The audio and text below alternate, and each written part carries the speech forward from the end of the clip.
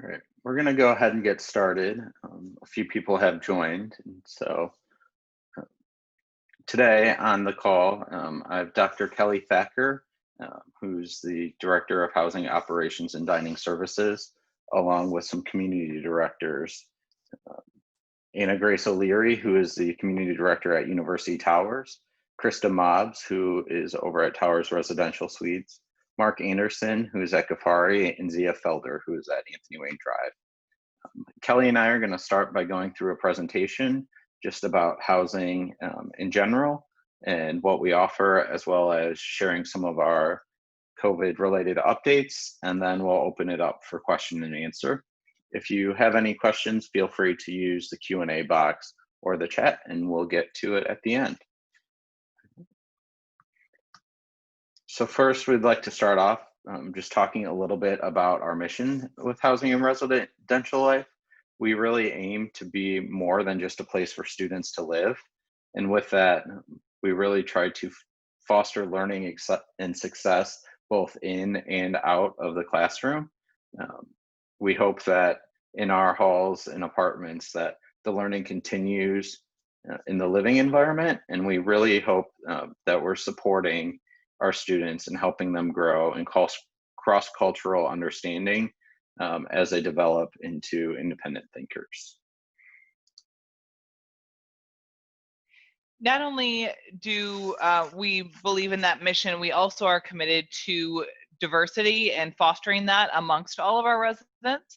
Our on-campus population that lives with us is very diverse, and so we work to engage students in conversations and programming that really is expanding their knowledge of who they are and who is within their community. So we do really have a strong commitment towards this and really look for all of our residents who live with us to engage in that learning throughout their time on campus.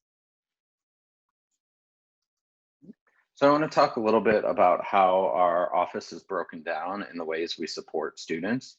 In the umbrella of Housing and Residential Life, we have kind of three key areas. And so first I want to talk about housing operations, which you see at the bottom. That's the team in the central office who helps with the contracts, getting you assigned, and taking care of your billing and meal plan information. They really work with you mostly as you're getting in to the housing application process and through it. And then next, our facilities team maintains the buildings, completes work orders, and makes sure that your building and your residents is a safe and welcoming place for you to live. And then we have our residence life team. Our residence life team are who you're going to interact with most throughout your stay when you are calling campus housing home. They have staff kind of broken up into a few other areas. First, we have our community directors, which they're full-time master's level live-in professional staff that oversee the building operations and are supported by their office service clerks. The community directors oversee the resident advisors, the front desk operations, as well as the security monitors who are there on nights and weekends for you. The resident advisors are located on your floors and are there to support you if you have any issues, concerns, or just need some additional support. As a resident, they're your first line of communication and support. And if needed, they'll connect you with resources as well as escalating things if it needs to go up. Also, we have 24/7 staff front desks, and those are staffed by our student desk assistants, which are a great employment opportunity if you're looking for on-campus employment while living with us. Desk assistants help with checking in packages, as well as assisting residents with lockouts, submitting work orders, and addressing resident concerns. So we shared a little bit with you about our mission, who makes up our campus population and our staff. Now we're going to share with you why we think you should live at Wayne State. And there are a variety of different reasons. And one of those is having very close proximity to resources.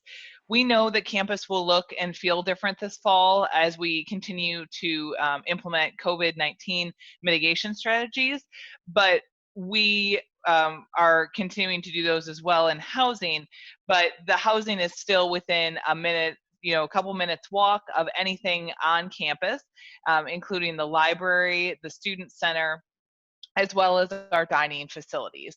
So although some things may have more limited hours, students may not be going to in-person classes as much, living on campus still puts you right in the heart of all of the activities, the classes, and the different engagement and involvement opportunities available. Another benefit of living on campus is the additional student experience you get. Um, while you may have opportunities as commuter student to participate in student senate and some other student orgs, there are some student organizations related to housing that are exclusive that give you more opportunities to grow as a leader at your time here at Wayne State. Our buildings have in-hall councils, which I like to kind of compare sometimes to a beginner HOA or homeowners association. Hall council works with the staff in the building to help put on programs, as well as help to give feedback to our policies and procedures that we have within housing.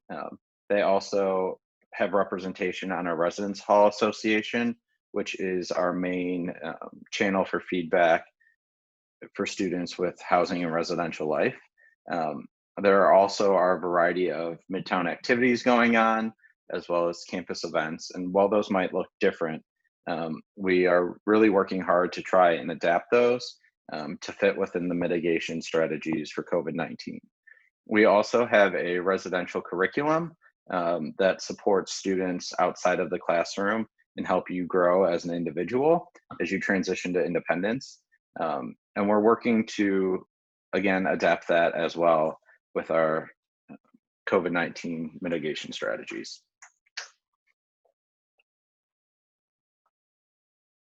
Additionally, we work very closely to ensure that any type of accommodation a resident may need is met. So that could be a variety of different things, from working with student disability services to assist the student, or working with our facilities department to make a modification or adjustment to their living space. So if a student has an accommodation or a need while living on campus with us, we would first encourage them to go and register with Student Disability Services. In that office, their staff are well equipped to assess and figure out what resources a student may need across campus. So not just related to their housing, but also within the classroom and outside of the classroom in other campus facilities. So they'll work directly with housing and provide us with information related to a resident specific accommodations and needs. And then we will work to make that happen, whether it's through working with our facilities team or any of the community director and residential life team as well. Well, we know that the classroom delivery strategy or methods have not been finalized, and we don't expect to see that until after July 15th. We do know that housing on campus still provides a level of convenience to students. Our dining halls will be open, and that's one less thing for a student to think about of where you're going to eat, as well as we talked a little bit about our proximity to other resources on campus. I know personally when I was a commuter student, I didn't take advantage of some of my professors' office hours on off days when I wasn't on campus.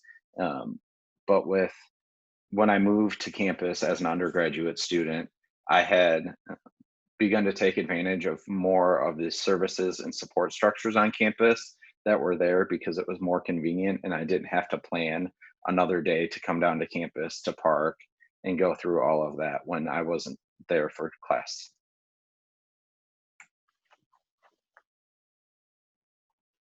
And finally, safety and security. We take this very seriously, and we have many different safeguards in place. Nick mentioned our 24-hour desks as well as our security monitor program. And so that ensures that the people who are in the building are approved to be there, whether that's residents or staff who are in the building, as well as students are required to show their one card with a building sticker in order to gain entry into the building. Then there's also additional security at the room level, whether that's a key or a card. And so there's multiple levels of security before a student ever gets into their room. And so we employ lots of staff, including some of our resident advisors who do walks throughout the day and the evening hours to really make sure that students are safe and secure within their housing location. Additionally, for this upcoming fall, we will talk here in a few minutes about some additional safety and security measures that are being put into place to, again, assist with the COVID-19 mitigation strategies. Now I want to talk a little bit about our housing options on campus. First, we're going to talk a little bit about our residence halls. Within our residence halls, we offer single and double occupancy rooms. By single, we mean that one person would be in an individual bedroom, and a double occupancy means that two people share a bedroom. We also offer suite style units that have combinations of single and double occupancy rooms, as well as this year we added a large single option in Atchison Hall. To talk a little bit more about the different locations and the room types that they offer, Atchison is the location that has the single, double, as well as the large single option for this year that Nick just mentioned. Ghaffari has single and double rooms. And then Chatsworth, which is opening brand new this fall. It previously was an apartment building and now has been renovated and turned into suite style. So within that building, we'll have single and double occupancy rooms. Those double occupancy rooms can be suites of either 4 or 6 people. So that means 2 or 3 bedroom within that suite. Towers Residential Suites also offer suite style rooms, which are single or double occupancy. The Thompson is a unique living learning community for students enrolled in the CFPCA programs. And then Anthony Wayne Drive, which we offer studio, 1, 2, or 4 bedroom apartments. We do consider Anthony Wayne Drive part of our residence hall community, but it still is an apartment style living. We'll talk a little bit more about what that means coming up. Meal plans are required for students that live in all of these locations, with a few exceptions. The Thompson upper class students are not required to have a meal plan, but freshman students who live in the Thompson are required to have a meal plan. As Nick talked about, the convenience of having those resources and dining available, it's really important that our freshman students are able to manage their new lifestyle on campus and classes and involvement and things like that. So in order to help take one of those things off of their scheduling, we do require our freshman students to have a meal plan. And then in Anthony Wayne Drive, we do not require meal plans there. Those apartments do have full kitchens.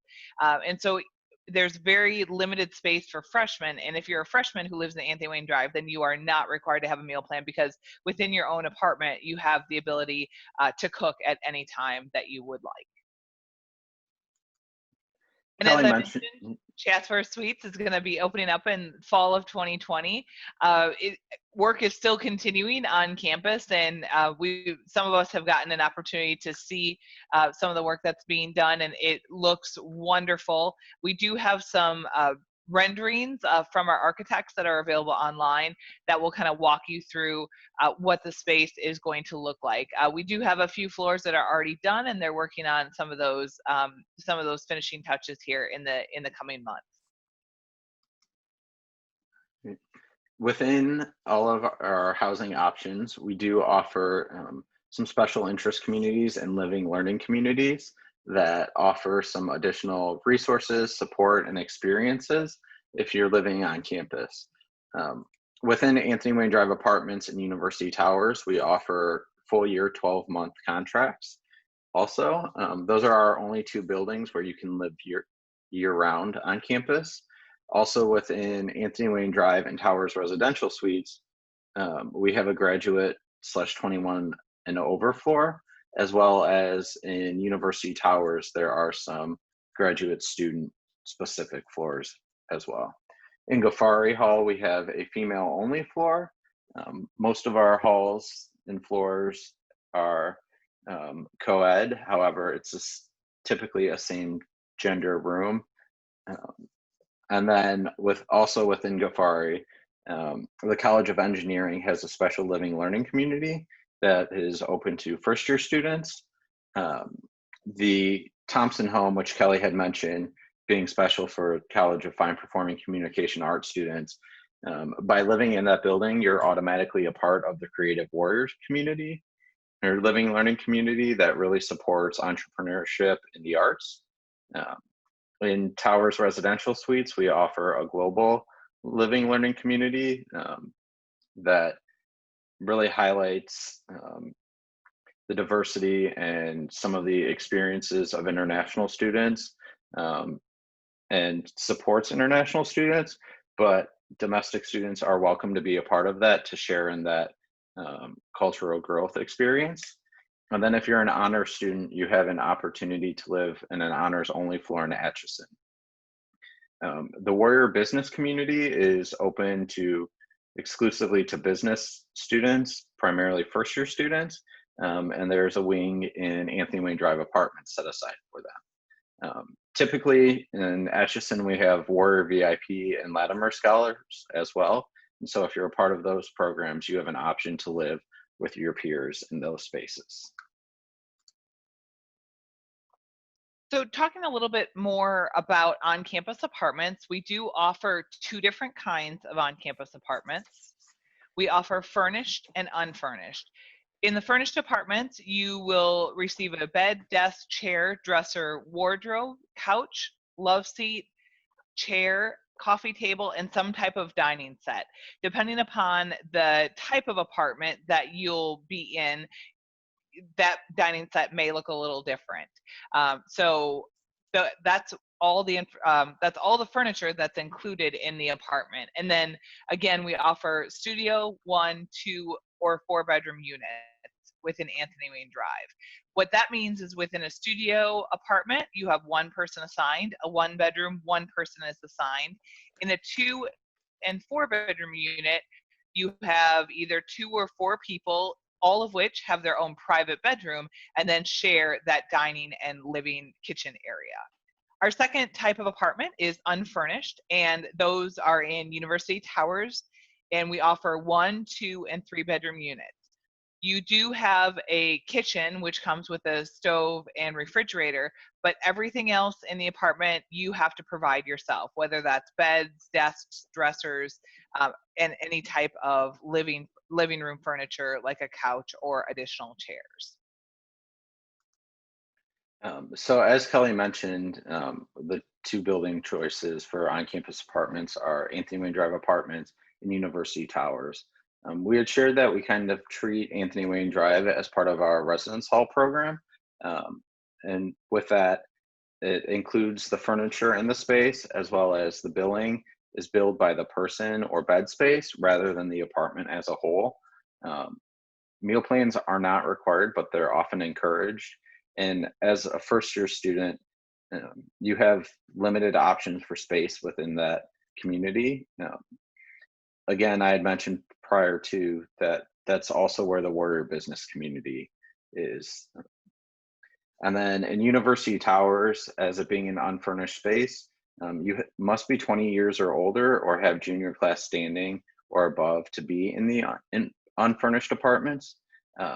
University Towers is billed by apartment, not by the bed space. And so there are, with a variety of room or apartment types in there, the total occupancy is divided up for billing.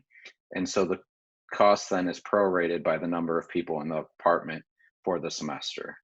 Again, because you have a kitchen in both of these spaces, you're not required to have a meal plan, but we encourage you as it's a great benefit and convenience piece. And taking a look, we do have the 2021 rates for all of our housing posted online. Here's a snapshot of what the apartment rates look like. Again, I just want to reiterate that University Towers is the only location on campus where that semester or academic year cost is split amongst all of the people assigned in the apartment. So in our 1-bedroom units, you can have up to 2 people assigned, our 2-bedroom units up to 4, and then our 3-bedroom units up to 6 people. And again, that semester or academic year cost is then split amongst all of those individuals.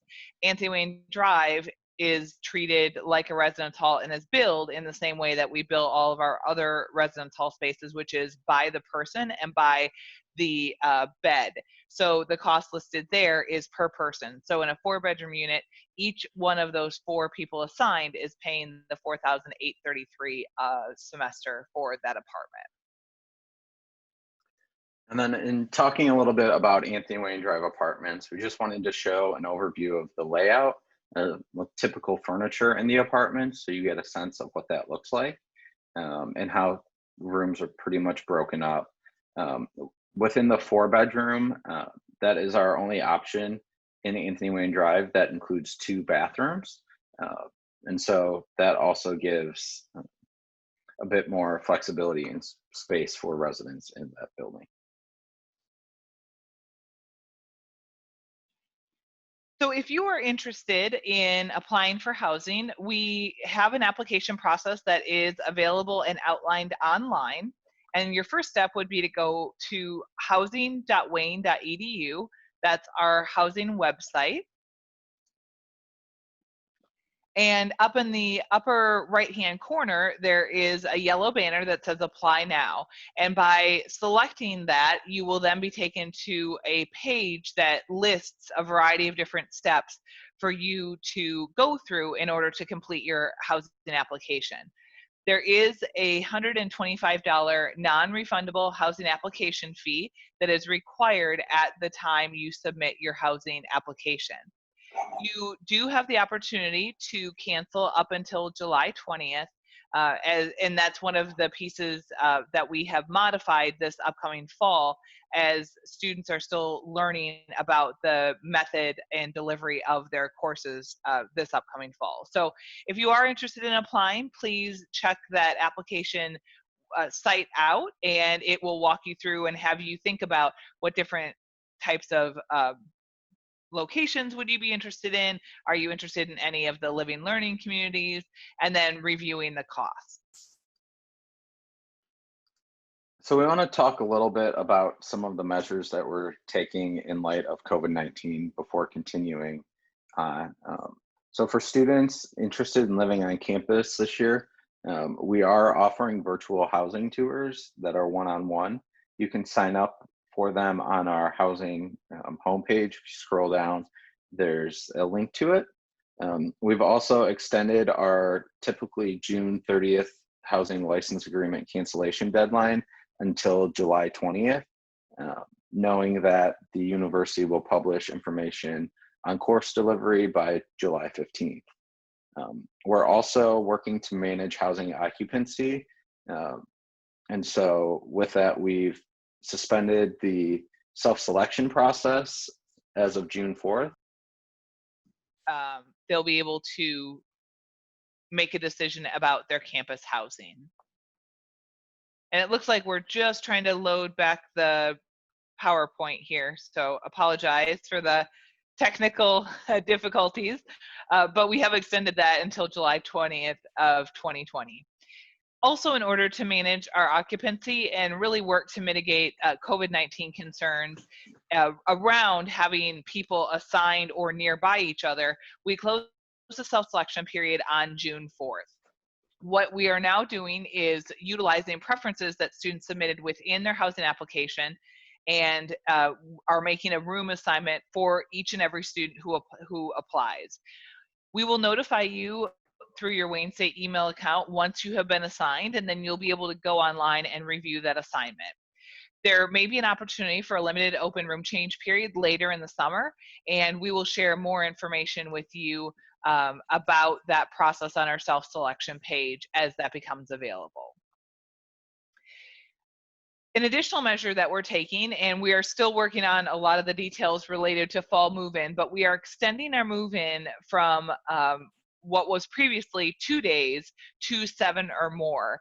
And we're going to give people the opportunity to decide when they want to come to campus and then schedule a time to be able to do that. Before receiving a move-in pass, all residents will be required to complete an online training regarding campus housing and COVID-19 mitigation strategies.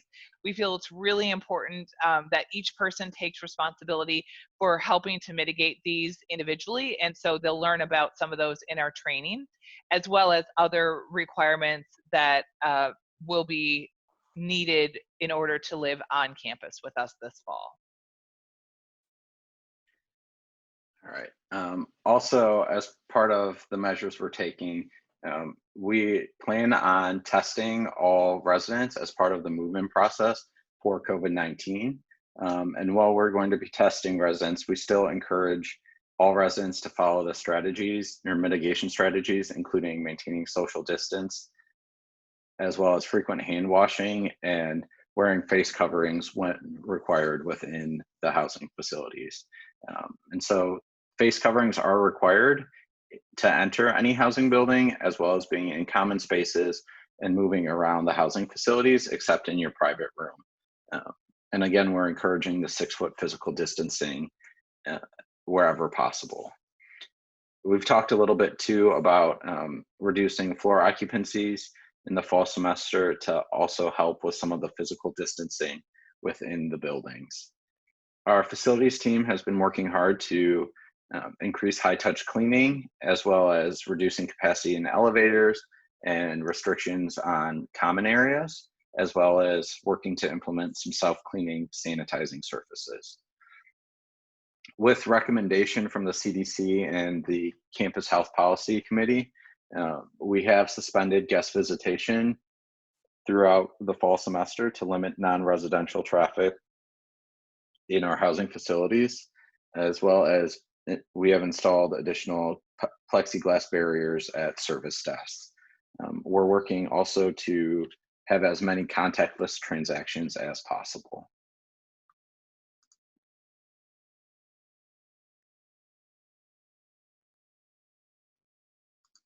In addition to those mitigation strategies that we're doing with our residents and with our facilities, we're also working to adapt our in-hall programs and support that we're providing to students. We're working to really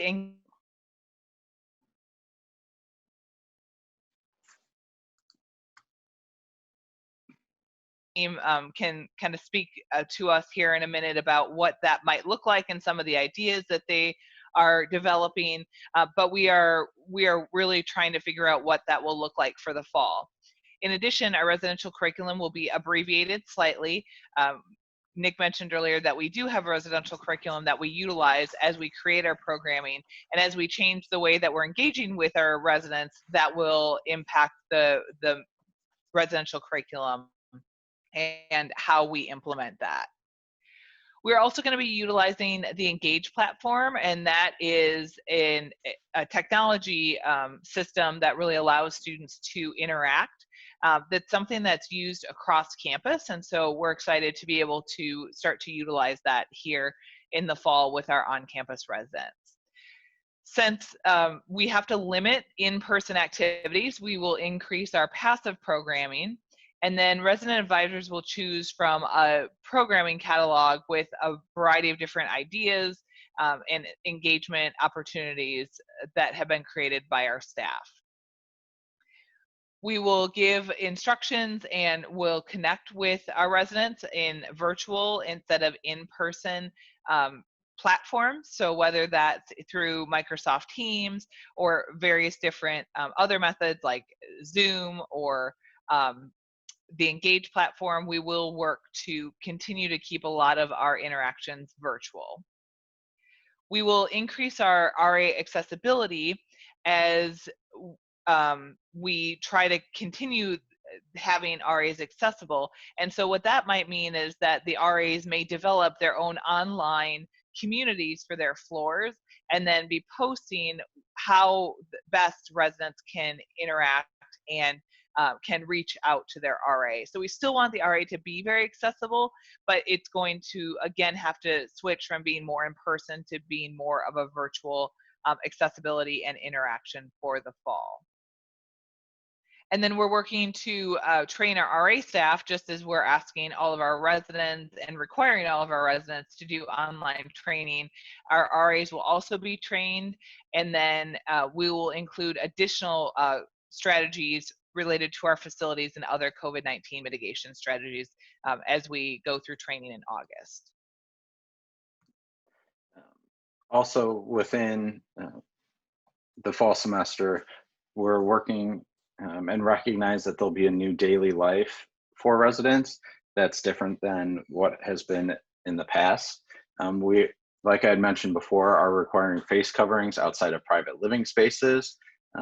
And as part of the move-in process, we'll be working to educate you as a resident on ways to minimize your risk, as well as we've suspended the guest and visitor check-in, working to give you fewer roommates where possible. And Kelly had talked a little bit about smaller group programming and more online resources for you, as well as having as many housing services and as contactless as possible.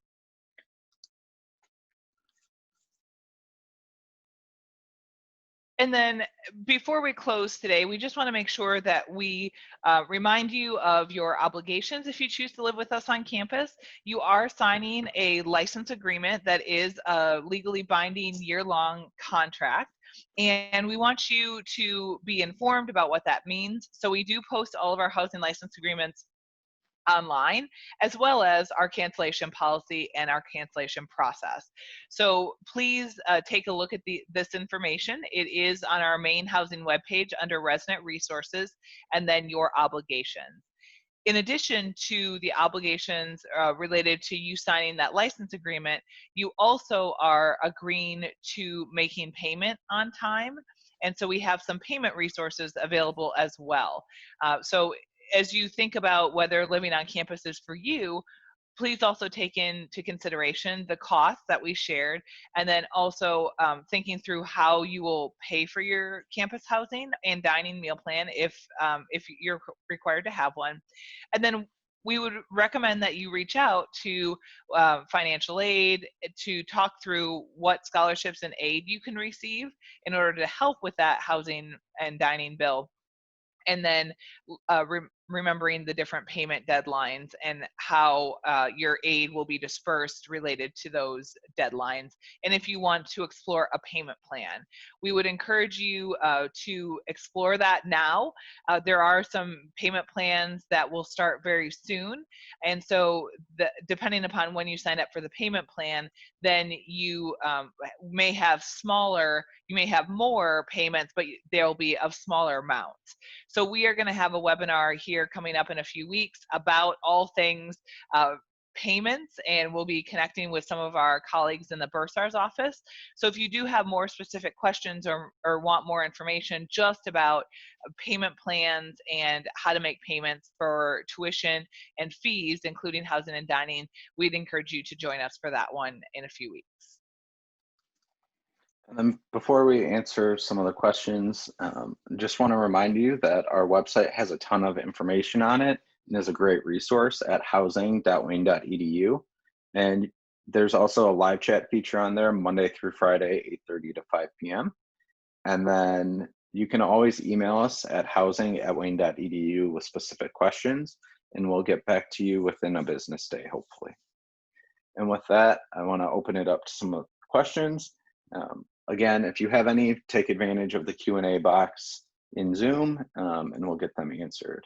The first question, which really I think, Kelly, you would be best to answer this, is as an international student, my plan to come to the university is unclear due to the closure of the embassy with these conditions. What is your suggestion for booking a room in University Tower? Can I register for a room after the visa status has been issued? If I arrive late to the university, can I then apply for a room? Sure, that's a great question. And we know that a lot of people's plans are really uncertain at this point. And they're trying to figure out travel plans or other things, and so you can certainly wait. I will tell you that our availability at University Towers is extremely limited. It is a very popular option, especially for upper class and graduate students. So you may be limited in the availability of an apartment if you wait to apply. Now, we do have people that are continually canceling and applying, and so our availability does change on a day-to-day basis. So it would really be up to you whether you want to put in an application now or if you want to wait. I will provide some other options though. If you do decide to wait and then you're not able to get an apartment by yourself, we do allow in University Towers current residents to add on a new incoming students to be their roommates. And so that process is something that we do allow, and we have some information on our website about that. So that could be another option. If you do decide to wait and don't get an apartment by yourself, you could certainly add on to someone else's apartment. And there are people looking for roommates at all different times. The other thing is, if you don't get into University Towers but you still really want to live on campus and you don't get here till say September or October, we can still work to assign you, and then we prorate our housing costs for students who apply later in the semester. We do have a rolling application process, and so we don't have a deadline by which students have to apply for housing. So we do work with different international programs that come mid-semester, and so we'll certainly work to help you get assigned to a space regardless of when you come to campus. All right, thanks, Kelly. Another question, and I think our ResLife team would be a great place to start with this answer, is to be clear, no parents, siblings, or friends will be allowed inside the residence halls, right?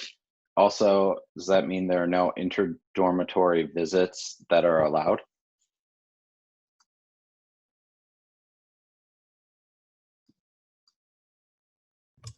Hi. So currently we've suspended the guest policy just to mitigate the spread of COVID. There's a lot of pieces with the guest policy in terms of making contact with our desk staff and handing over, and then inviting new people into our space, which obviously creates new opportunities for the virus to spread.